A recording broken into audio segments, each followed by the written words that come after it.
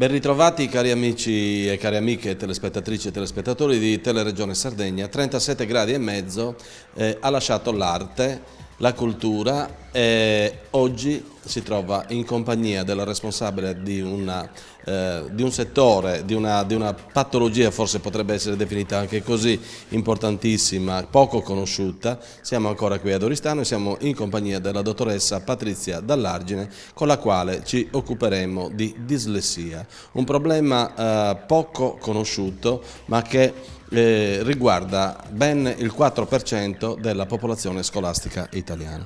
Dottoressa, che cos'è la dislessia? Dunque, la dislessia è un disturbo specifico dell'apprendimento che, come appunto lei ha detto, riguarda il 4% della popolazione scolastica. Si manifesta con la incapacità parziale o in certi casi anche severa di poter leggere correttamente. Questo fatto è legato a una difficoltà, a un malfunzionamento della automatizzazione che avviene in genere in seconda elementare del fonema col grafema. In pratica, detto più semplicemente, il bambino non riesce a automatizzare i suoni e quindi a ricordarli, quindi ad abbinarli, quindi le sillabe per lui sono quasi sempre da costruire.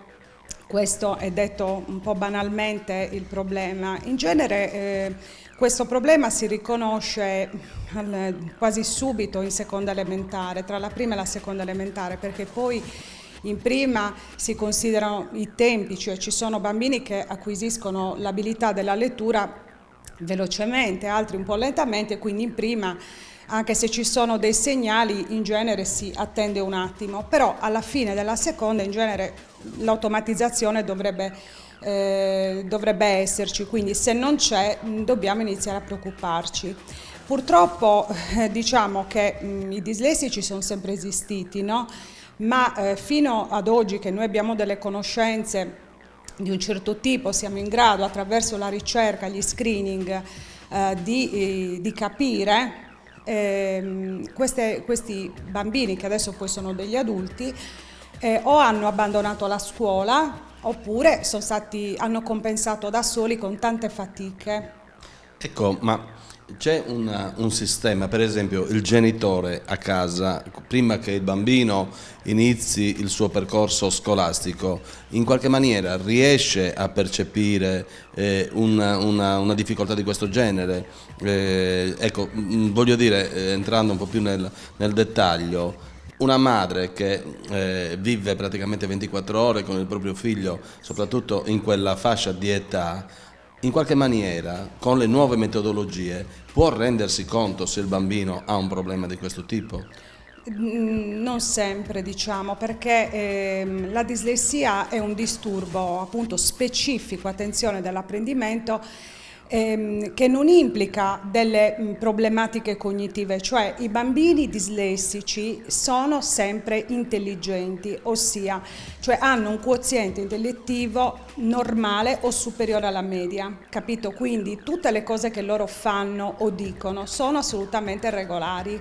Per cui la difficoltà, tra l'altro, in un genitore inesperto, quindi una persona che non ha una competenza psicologica o pedagogica o comunque relativa a questa sfera, difficilmente può capirlo. Le cose vanno viste quando il bambino inizia a incontrare le prime difficoltà a scuola. Naturalmente non è che adesso bisogna esagerare, perché come già ho detto prima, ci sono bambini che sono un po' più lenti di altri, ecco, ad apprendere, quindi non è che tutti quelli che non imparano entro dicembre a leggere sono dislessici, però l'attenzione bisogna darla.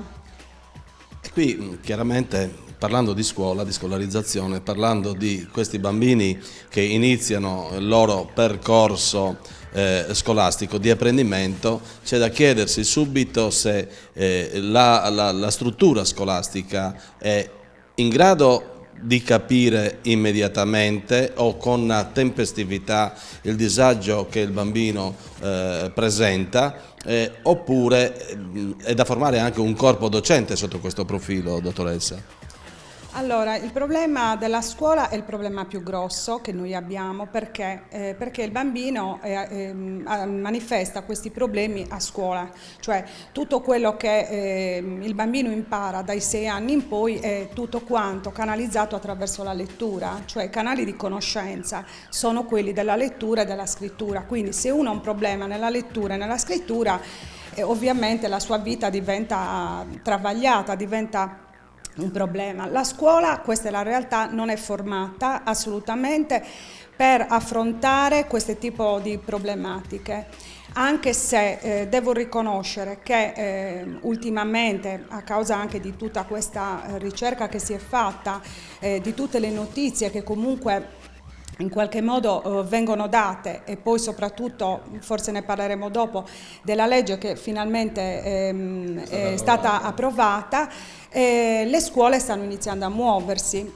Purtroppo a monte ci sono, oltre ai problemi di formazione, i problemi burocratici, problemi di denaro, che sappiamo benissimo che sono quelli fondamentali, quindi anche dal punto di vista della formazione, anche volendo fare la formazione ci sono ostacoli di varia natura, ecco.